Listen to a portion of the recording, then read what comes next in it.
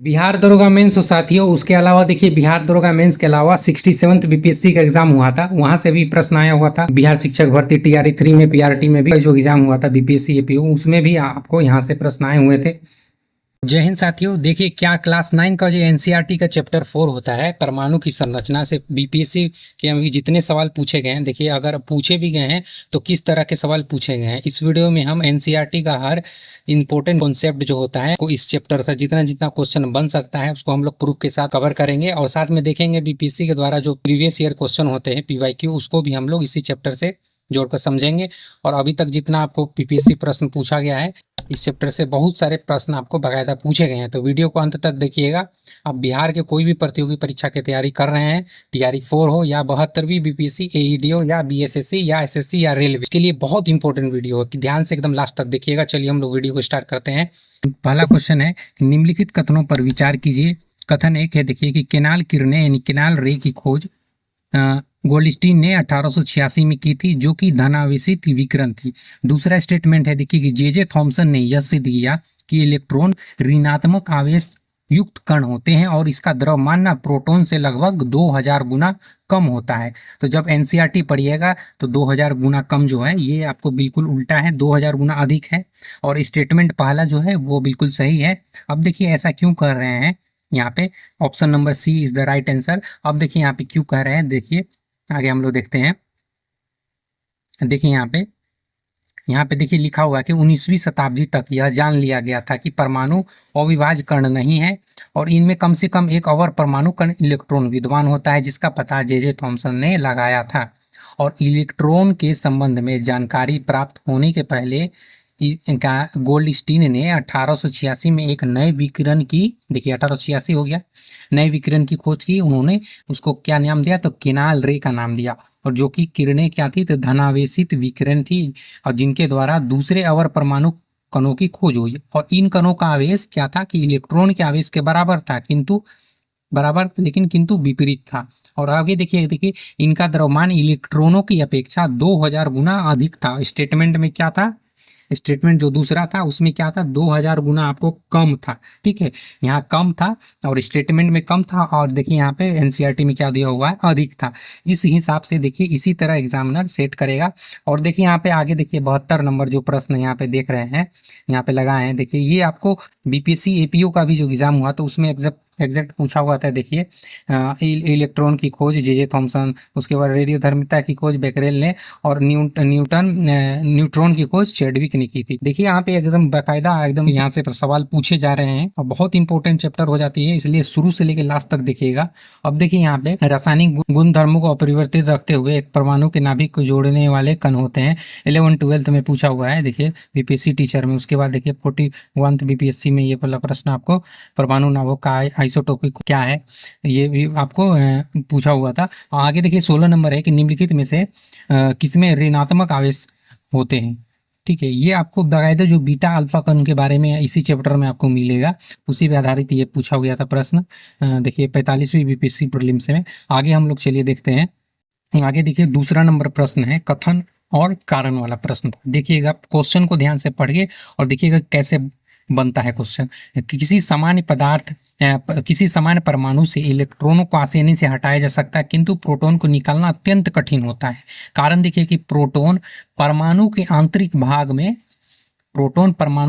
भाग में स्थित होते हैं, जबकि इलेक्ट्रॉन बाहरी भाग में स्थित होते हैं। अब देखिए यहाँ पे क्या होगा इसका आंसर। इसका देखिए आंसर, जब एनसीईआरटी पढ़िएगा तो इसका ऑप्शन नंबर ए हो जाएगा। ए और आर दोनों सही है, और आर ना ए ना आर की सही व्याख्या करता है, यानी कारण कथन का सही व्याख्या करता है। ठीक है, उस हिसाब से देखिए यहाँ पे 67th बीपीएससी में भी पूछा हुआ था प्रश्न, परमाणु के नाभिक के कौन से मूल कण होते हैं, तो प्रोटॉन और न्यूट्रॉन। आप देखिए यहाँ पे कहाँ से पूछा हुआ था, तो देखिए यहाँ पे देखिए ऐसा माना गया है कि परमाणु प्रोटॉन और इलेक्ट्रॉन से बने होते हैं, जो परस्पर आवेशों को संतुलित करते हैं। और यह भी प्रतीत हुआ है कि प्रोटॉन परमाणु के सबसे भीतरी भाग में होते हैं और इलेक्ट्रॉनों को आसानी से निकाला जा सकता है, लेकिन प्रोटॉन को नहीं। ठीक है, प्रोटॉन को नहीं।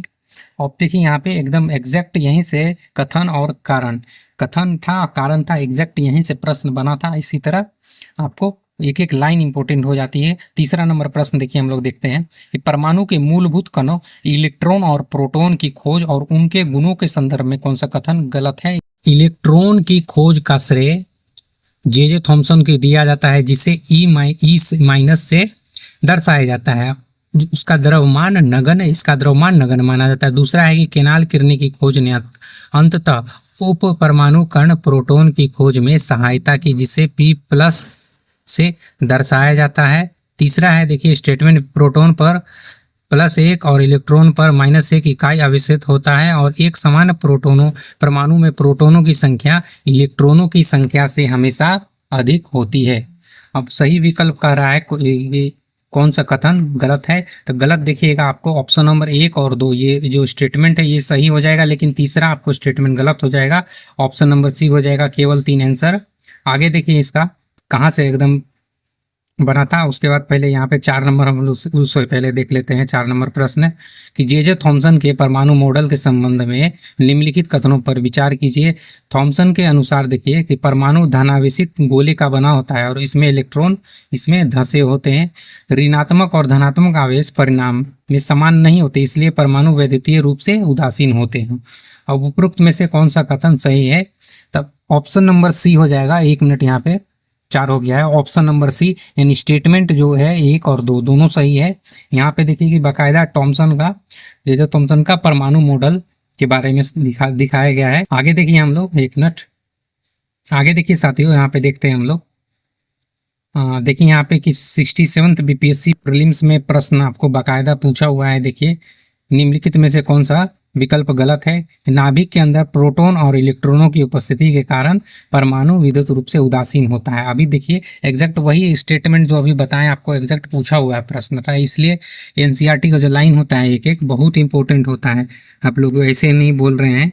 देखिए यहाँ पे कि थॉमसन ने प्रस्तावित किया परमाणु धन आवेशित गोलों का बना होता है, ठीक है, और इलेक्ट्रॉन उसमें धंसे होते हैं। दूसरा में देखिए पढ़िएगा कि ऋणात्मक और धनात्मक आवेश परिणाम में समान होते हैं, इसलिए परमाणु वैद्युतीय रूप से उदासीन होते हैं। ठीक है, यहाँ पे देखिए कारण भी दिया हुआ है एग्जैक्ट आपको। और यहाँ पे देखिए कि ये जो थॉमसन का यहाँ पे बारे में दिया हुआ है कि कब उनको आपके नोबेल पुरस्कार मिला, कब वो उनका जन्म हुआ, कहाँ पे थे। तो देखिए यहाँ से भी कभी कभी प्रश्न पूछ सकता है। उसी तरह आगे देखिए हम लोग देखते हैं। ये 5 नंबर प्रश्न है कि रदरफोर्ड के जो अल्फा कण प्रकीर्णन प्रयोग के निष्कर्षों के संबंध में कौन सा कथन सत्य है। ठीक है, ध्यान से देखिए पढ़िएगा। अधिकांश अल्फा कण सोने की पन्नी से बिना मुड़े सीधे निकल गए, जिससे पता चलता है कि परमाणु का अधिकांश भाग खाली है। दूसरा स्टेटमेंट देखिए क्या है कि बहुत कम कण अपने मार्ग से विक्षेपित हुए, जिससे यह भी संकेत मिलता है कि परमाणु में धनावेशित भाग बहुत कम स्थान घेरता है। तीसरा है कि परमाणु केंद्र धनावेशित होता है, जिसे नाभिक यानी न्यूक्लियस कहा जाता है। ऑप्शन नंबर इसका क्या हो जाएगा आंसर, तो ऑप्शन नंबर 1, 2, 3 यानी ऑप्शन नंबर डी हो जाएगा। तीनों स्टेटमेंट जो है तीनों स्टेटमेंट बिल्कुल सही होगा। अब देखिए यहाँ पे 67th बीपीएससी 2020 में पूछा हुआ था। देखिए यहाँ पे आवेश रहित कण कौन होते हैं, न्यूट्रॉन होते हैं। उसके बाद देखिए यहाँ पे अल्फा कण, उसी के बारे में आपको एकदम यहीं से प्रश्न आपको 68 बीपीएससी में पूछा हुआ था। आगे उसी क्रम में हम लोग देखते हैं। देखिए कहाँ से अभी बना था प्रश्न और कहाँ से पूछा हुआ था। यहाँ पे देखिए कि उसी चैप्टर में इसी तर्क के अनुसार अल्फा कण प्रकीर्णन के प्रयोग के आधार पर रदरफोर्ड ने निम्न परिणाम निकाले। देखिए क्या है कि परमाणु के भीतर अधिकतर भाग खाली है, क्योंकि अधिकतर अल्फा कण बिना विक्षेपित हुए सोने की पन्नी से बाहर निकल गए। दूसरा में देखिए क्या है, ये बहुत कम कण अपने मार्ग से विक्षेपित होते हैं, जिससे यह ज्ञात होता है कि परमाणु में धनावेशित भाग बहुत कम है। उसके बाद देखिए कि परमाणु का केंद्र धनावेशित होता है, जिसे नाभिक कहा गया, और एक परमाणु का लगभग संपूर्ण द्रव्यमान नाभिक में होता है। अब देखिए 4.2 जो फिगर है यहाँ पे आपको अल्फा पार्टिकल्स है और गोल्ड एटॉम्स है, यहीं पे एकदम प्रयोग के माध्यम से एकदम चित्र से बाकायदा दिया हुआ है। आगे देखिए हम लोग देखते हैं 6 नंबर साथियों। देखिए निम्नलिखित कथनों पर विचार कीजिए। रदरफोर्ड के जो परमाणु मॉडल में अल्फा कण द्विआवेशित हीलियम कण होते हैं, ये धनावेशित होते हैं। चूंकि इनका द्रव्यमान 14 U होता है, इसलिए तीव्र गति से चल रहे इन अल्फा कणों में पर्याप्त ऊर्जा होती है। ध्यान से देखिए, दूसरा देखिए यहाँ पे रदरफोर्ड को यह अनुमान था कि अल्फा कण सोने के परमाणुओं में विद्वान अवपरमाणु कणों के द्वारा विक्षेपित होंगे, लेकिन अल्फा कण प्रोटॉन से बहुत अधिक भारी नहीं थे, इसलिए उन्होंने अधिक विक्षेपित की आशा नहीं की थी। तीसरा देखिए कि उनके प्रयोग में अल्फा कण आश्चर्यजनक रूप से प्रत्येक 12,000 कणों में से एक कण वापस आ गया। चौथा स्टेटमेंट देखिए कि रदरफोर्ड के अनुसार नाभिक की त्रिज्या परमाणु की त्रिज्या से 1 लाख गुना छोटी होती है। ठीक है, देख लिए यहाँ पर चारों स्टेटमेंट हम लोग पढ़ लिए। अब देखिए क्वेश्चन में क्या कह रहा है कि उपरोक्त में से कौन सा कथन गलत है, यानी गलत कथन हमको फाइंड करना है। गलत, जो चारों स्टेटमेंट में से कौन सा गलत था। देखिए यहाँ पे बीपीएससी टीआरई 3 में आपको ये वाला प्रश्न आपको बाकायदा पूछा हुआ भी था। ठीक है, टीआरई 3 2024 में। तो उस हिसाब से इसका आंसर क्या होगा, 1 मिनट, यहाँ पे 1 और 2, यानी 1 और 2 हो ना, ये 1 और 2 स्टेटमेंट गलत है, लेकिन 3 और 4 सही है। तो गलत बोल रहा था, तो उस हिसाब से ऑप्शन नंबर 1 हो जाएगा। अब देखिए यहाँ पे कहाँ से ये वाला प्रश्न बना था और पूछा गया था। तो देखिए यहाँ पे परमाणु की संरचना, उसी में रदरफोर्ड का परमाणु मॉडल पढ़िएगा, तो उसी में देखिए कि अल्फा कण द्विआश्रित हीलियम कण होते हैं, अंततः ये धनाश्रित होते हैं। चूंकि इसका द्रव्यमान 4U, यहाँ पे 4 द्रव्यमान दिया है, वहाँ पे स्टेटमेंट में 14 था, इसलिए गलत हो गया। इसलिए तीव्र गति से चल रहे इन अल्फा कणों में पर्याप्त ऊर्जा होती है। बाकी बात सब स्टेटमेंट सही था। उसके बाद देखिए कि यह अनुमान था कि अल्फा कण सोने के परमाणुओं में विद्यमान अवर परमाणु कणों के द्वारा विक्षेपित होंगे। चूंकि अल्फा कण प्रोटॉन से बहुत अधिक भारी थे, इसलिए इनके अधिक विक्षेपण की आशा नहीं की थी। यहाँ पे देखिए बहुत अधिक भारी, उसमें क्या था, तो उल्टा दिया हुआ था, बहुत अधिक कम। उसके बाद देखिए कि प्राप्त आंकड़ों के आधार पर यह निष्कर्ष निकाला कि नाभिक की त्रिज्या परमाणु की त्रिज्या से 10⁵ गुना छोटी होती है। वहाँ पे आपको इसी को 1 लाख दिया हुआ था, उसका मतलब वही हुआ। तो स्टेटमेंट देख रही आगे देखिए यहाँ पे कि आश्चर्यजनक रूप से प्रत्येक 12,000 कणों में से एक कण वापस आ गया। यहाँ से एग्जैक्ट आपको देख सकते हैं कितनी, आपको यहीं से प्रश्न पूछा गया था। आगे देखिए हम लोग देखते हैं 7 नंबर प्रश्न है, निम्नलिखित कथनों पर विचार कीजिए कि रदरफोर्ड का जन्म 30 अगस्त 1870 में स्प्रिंग ग्रोव में हुआ था। दूसरा है कि इसको नाभिकीय भौतिक का जनक माना जाता है। ठीक है, उसके बाद तीसरा देखिए कि रेडियोधर्मिता पर अपने योगदान और सोने की पन्नी के द्वारा परमाणु की नाभिक की खोज के लिए वह प्रसिद्ध हुए। और चौथा है कि आखिरकार 1909 में उन्हें नोबेल पुरस्कार मिला। उपरोक्त में से कौन सा कथन गलत है। तो एनसीईआरटी पढ़िएगा, तो आपको 1 और 4 जो है ऑप्शन 1 और 4 ये आपको गलत है, गलत ही बोल रहा था। ऑप्शन नंबर 2 और 3, ये 2 और 3 सही होगा, लेकिन 1 और 4 जो था वो गलत था। ठीक है, तो ऑप्शन नंबर सी हो जाएगा। आगे देखिए यहाँ पे कहाँ पे दिया हुआ है, तो उसी चैप्टर में पढ़िएगा, तो वहाँ पे देखिए रदरफोर्ड का जन्म 30 अगस्त 1871 में हुआ था। ठीक है, यहाँ पे 1871 में और 1908 में उनको नोबेल पुरस्कार मिला। तो यहाँ पे ही आपको एग्जैक्ट यहीं से आपको ये सब प्रश्न बना था।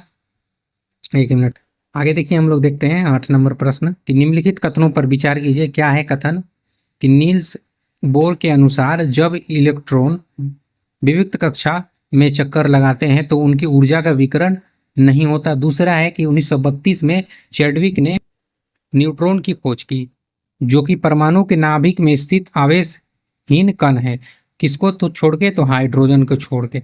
अब बोल रहा है कि उपरोक्त में से कौन सा कथन सही है। तो जब एनसीईआरटी पढ़िएगा तो कथन 1 और 2 यानी दोनों स्टेटमेंट सही हो जाएगा। 1 और कथन 2 दोनों सही है और ए हो जाएगा। अब देखिए यहाँ पे 64 बीपीएससी प्रीलिम्स 2018 में पूछा हुआ था कि किसमें न्यूट्रॉन नहीं होता, तभी बताएं यहाँ पे हाइड्रोजन।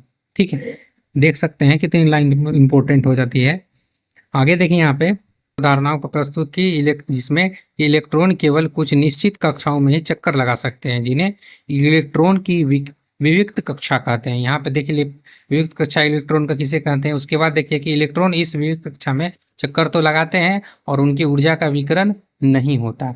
अब देखिए यहाँ पे 4.2.4 में जब यहाँ पे पढ़िएगा तो न्यूट्रॉन के बारे में है कि 1932 में चैडविक ने एक अवपरमाणु कण को खोज निकाला। अवपरमाणु कण को खोज निकाला जो अनावेशित और द्रव्यमान में प्रोटॉन के बराबर था, और अंततः इसका नाम क्या पड़ा, तो न्यूट्रॉन पड़ा। ठीक है, उसी में देखिए कि हाइड्रोजन को छोड़कर ये सभी परमाणुओं के नाभिक में होते हैं, और यहाँ पे उसका न्यूट्रॉन का एन से दर्शाया जाता है। इसके बारे में भी दिया हुआ है। ठीक है, यहीं पे आपको मिलेगा बोर्स मॉडल ऑफ एटम। ठीक, अभी तक जितना आप लोग प्रश्न देख रहे थे वो बाकायदा आपको स्टेटमेंट बेस्ड प्रश्न था, उसके साथ कथन कारण वाले प्रश्न, असर्शन रीजन वाले प्रश्न। देखिए यहीं से आपको बाकायदा बन रहा है। तो अभी तक वीडियो आपको लोगों को अच्छे लगा होगा तो वीडियो को लाइक कीजिएगा और चैनल को सब्सक्राइब कर लीजिएगा। ठीक है, वीडियो बनाने में बहुत मेहनत लगता है तो अप्रिसिएट के लिए सब्सक्राइब कर लीजिएगा। चलिए हम लोग वीडियो को देखिए, 11 नंबर देखते हैं। नील्स बोर के द्वारा अपने विविध लेखों के आधार पर प्रकाशित पुस्तकों के संदर्भ में निम्नलिखित कथनों पर विचार कीजिए। देखिए उनके पुस्तक कौन सा था, the theory of the spectra and atomic constitution, दूसरा है कि atomic theory and the description of nature, दूसरा तीसरा है द यूनिटी ऑफ नॉलेज। ठीक है, द यूनिटी ऑफ नॉलेज उपरोक्त में से कौन सा बोर का द्वारा प्रकाशित की गई पुस्तक थी। तो बोर द्वारा प्रकाशित पुस्तक तीनों हो जाएगा। ठीक है, दूसरा देखिए यहाँ पे 10 नंबर है कि नील्स बोर को परमाणु की संरचना पर अपने योगदान के लिए नोबेल पुरस्कार कब मिला। तो 1922, ऑप्शन नंबर सी हो जाएगा 1922। आगे देखिए हम लोग कहाँ से प्रश्न था, तो उसी चैप्टर में आपको मिलेगा। यहाँ पे देखिए पढ़िएगा नील्स बोर के बारे में, जिनका जन्म यहाँ पे दिया हुआ है 7 अक्टूबर 1885 में कोपेन है ना हेगन में हुआ था। और यहाँ पे देखिए कि 1922 में एक मिनट देखिए यहाँ पे 1922 में उनको परमाणु की संरचना पर और अपने योगदान के लिए नोबेल पुरस्कार मिला। और प्रोफेसर बोर के विविध लेखों पर आधारित 3 पुस्तकें प्रकाशित हुई, जिसमें पहला था the theory of spectra and atomic constitution, उसके बाद एटॉमिक थ्योरी और द डिस्क्रिप्शन ऑफ नेचर। तीनों पुस्तक बोर के द्वारा प्रकाशित की गई थी। आगे देखिए हम लोग देखते हैं 12 नंबर प्रश्न है कि परमाणु की कक्षाएं KLMN में इलेक्ट्रॉनों के वितरण के संदर्भ में निम्नलिखित कथनों पर में से कौन सा कथन सही है। कि किसी कक्षा में अधिकतम इलेक्ट्रॉनों की संख्या 2n2 सूत्र से तय होती है, जहां n ऊर्जा स्तर होता है। ठीक है, जहां n क्या होता है तो ऊर्जा का स्तर होता है। दूसरा है कि सबसे बाहरी कोश में, एक मिनट, सबसे बाहरी कोशों में इलेक्ट्रॉनों की अधिकतम संख्या 8 होती है। ठीक है, इलेक्ट्रॉन की कितना संख्या होगा तो 8। दूसरा है कि बाहरी कोश तब तक इलेक्ट्रॉन को नहीं भरता जब तक अंदर वाली कक्षाएं, ठीक है, जब तक अंदर वाली कक्षाएं पूरी तरह से भर ना जाए। अब देखिए यहाँ पे बोल रहा है कि कौन सा कथन सही है। तो अब का इसका तीनों स्टेटमेंट जो है एकदम तीनों NCERT की लाइन है, तीनों स्टेटमेंट हूबहू NCERT में ऐसा ही दिया हुआ है, तीनों स्टेटमेंट आपको सही हो जाएगा। अब देखिए यहाँ पे 4.3 जब पढ़िएगा विभिन्न कक्षाओं में इलेक्ट्रॉन कैसे वितरित होते हैं, तो उसी में आपको यहाँ पे पहला में नियम मिलेगा कि इस नियम के अनुसार किसी कक्षा में उपस्थित इलेक्ट्रॉनों की संख्या या सूत्र दिया हुआ है, और वहाँ पे देखिए कि n कक्षा की संख्या का या ऊर्जा स्तर होता है। दूसरा में कि देखिए सबसे बाहरी कोषों में इलेक्ट्रॉनों की अधिकतम संख्या 8 होती है, और किसी परमाणु के दिए गए कोषों में इलेक्ट्रॉन तब तक स्थान नहीं लेता जब तक कि उसमें पहले वाली भीतर कक्ष पूर्ण रूप से भर नहीं जाए। और इससे स्पष्ट क्या होता है कि कक्षाएं क्रमानुसार भरती हैं। ठीक है, तो देखिए यहाँ से कॉन्सेप्ट यहाँ पे क्लियर हुआ इलेक्ट्रॉन के वितरण के बारे में। उसी तरह देखिए यहाँ पे 13 नंबर प्रश्न है कि 8 इलेक्ट्रॉन वाली सबसे बाह्यतम कक्ष को अष्टक माना जाता है। ठीक है, और परमाणु अपने अंतिम कक्ष में अष्टक प्राप्त करने के लिए इलेक्ट्रॉनों की साझेदारी ग्रहण या त्याग करती है। दूसरा है स्टेटमेंट रासायनिक रूप से अक्रिय यानी अक्रिय तत्वों में हीलियम के बाह्यतम कक्ष में 8 इलेक्ट्रॉन होते हैं, जिसके कारण इनकी संयोजकता शक्ति 0 होती है। ठीक है, तो इसका आंसर हो जाएगा आपको क्या हो जाएगा साथियों, तो दोनों स्टेटमेंट इसका सही हो जाएगा। ठीक है, दोनों स्टेटमेंट सही हो जाएगा, ऑप्शन नंबर ये हो जाएगा। अब देखिए यहाँ पे कहाँ से ये वाला प्रश्न आपको बना हुआ था, तो उसी चैप्टर में देखिए यहाँ पे पढ़िएगा कि 8 इलेक्ट्रॉनों के बारे में यहाँ पे दिया हुआ है कि 8 इलेक्ट्रॉन वाले सबसे बाहरी कक्ष को अष्टक माना जाता है, और परमाणु अपने अंतिम कक्ष में अष्टक प्राप्त करने के लिए क्या करता है, या आपस में इलेक्ट्रॉनों की साझेदारी करने के लिए उनको ग्रहण करने उनका त्याग करने से होता है। ठीक है, उसके बाद देखिए परमाणु के बाह्यतम कक्ष में इलेक्ट्रॉन अष्टक बनाने के लिए जितनी संख्या में इलेक्ट्रॉनों की साझेदारी या स्थानांतरण होता है वही उस तत्व की संयोजन शक्ति अर्थात संयोजकता होती है। उसके बाद देखिए यहाँ पे वेरी स्कीम से हम जानते हैं कि किसी परमाणु का कक्ष अधिकतम 8 इलेक्ट्रॉन रख सकता है। ठीक है, उसके बाद यहाँ पे देखा जाए कि जिन तत्वों के परमाणु के बाह्यतम कक्ष में पूर्ण रूप से भरे होते हैं वे रासायनिक रूप से सक्रिय नहीं होते। ठीक है, दूसरा है कि दूसरे शब्दों में उनकी संयोजन शक्ति यह संयोजकता शून्य होती है। और इन अक्रिय तत्वों में से हीलियम है, परमाणु के बाह्यतम कक्ष में 2 इलेक्ट्रॉन होते हैं, ठीक है, और अन्य में 8 होते हैं। तो देखते हैं कितनी लाइन यहाँ पे बाकायदा आपको यहाँ से पूछ रहा है। देखिए साथियों, यहाँ पे 14 नंबर प्रश्न है कि फ्लोरीन परमाणु के बाह्यतम कक्षा में 7 इलेक्ट्रॉन होते हैं, परंतु इसकी संयोगिता 7 न होकर 1 मानी जाती है। बाह्यतम कक्षा में कारण है कि अष्टक बनाने के लिए फ्लोरीन द्वारा 7 इलेक्ट्रॉन का त्याग करने की अपेक्षा 1 इलेक्ट्रॉन प्राप्त करना अधिक आसान होता है। तो इसका आंसर हो जाएगा आपको ए और आर दोनों सही है, और आर ए की सही व्याख्या करता है, ऑप्शन नंबर ए, ठीक है।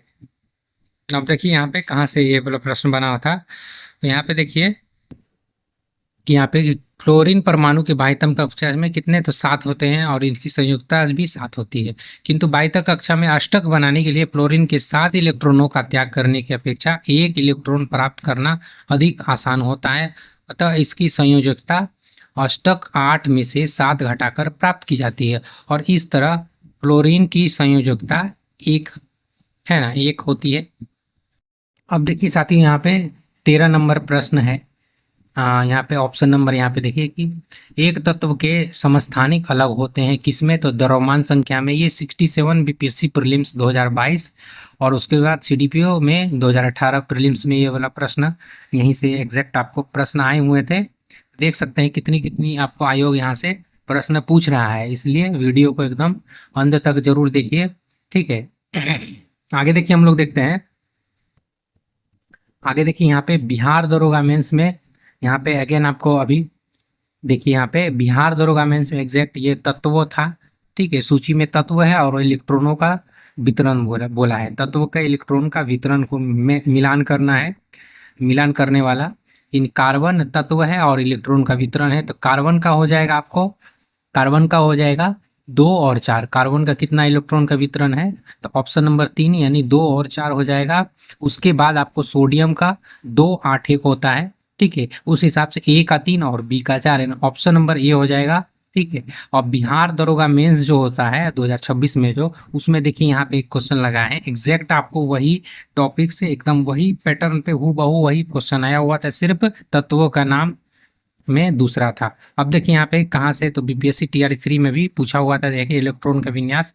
अब देखिए यहाँ पे कहाँ से ये वाला प्रश्न, ये जो जितना जितना दिखाएं आपको इलेक्ट्रॉन के वितरण के बारे में, तो इसी चैप्टर में आपको मिलेगा। देखिए इलेक्ट्रॉन वितरण यहाँ पे है, सारणी है, उसी में आपको तत्वों का नाम है, प्रतीक है, और इलेक्ट्रॉन का वितरण KLM उसी के हिसाब से। देखिए तत्वों का नाम में हाइड्रोजन, हीलियम है, लिथियम है, बोरियम है, boron, carbon, nitrogen, oxygen, fluorine, neon, sodium, magnesium, aluminium, ये सभी तत्वों के नाम है, उसी का इलेक्ट्रॉन का वितरण सामने दिया हुआ है, ठीक है। यहीं से आया हुआ था प्रश्न। आगे देखिए, हम लोग देखते हैं साथियों, आगे देखें। आगे 16 नंबर प्रश्न है, देखिए 16 नंबर साथियों प्रश्न है कि परमाणु संख्या Z और द्रव्यमान संख्या A के संदर्भ में निम्नलिखित कथनों पर विचार कीजिए। पहला स्टेटमेंट है, किसी तत्व की परमाणु संख्या Z उसके नाभिक में उपस्थित प्रोटॉन की कुल संख्या के बराबर होती है। दूसरा है, यदि किसी परमाणु की द्रव्यमान संख्या उसके नाभिक में स्थित प्रोटॉन और न्यूट्रॉन की संख्या के योग के बराबर होता है, जिन्हें सम्मिलित रूप से न्यूक्लियॉन कहा जाता है, ठीक है। उसके बाद न्यूक्लियन देखिए। उसके बाद तीसरा स्टेटमेंट है, किसी तत्व को दर्शाने के लिए प्रतीक के बाईं और नीचे की ओर द्रव्यमान संख्या A और ऊपर की ओर परमाणु संख्या Z लिखी जाती है, ठीक है। अब देखिए उसमें से कौन सा कथन सही है, तो ये तीनों स्टेटमेंट्स में आपको ये तीसरा स्टेटमेंट है ये गलत है, लेकिन पहला और दूसरा सही है। और उसके बाद देखिए यहाँ पे कि 8 नंबर है 65 बीपीएससी प्रीलिम्स 2019 में पूछा हुआ है।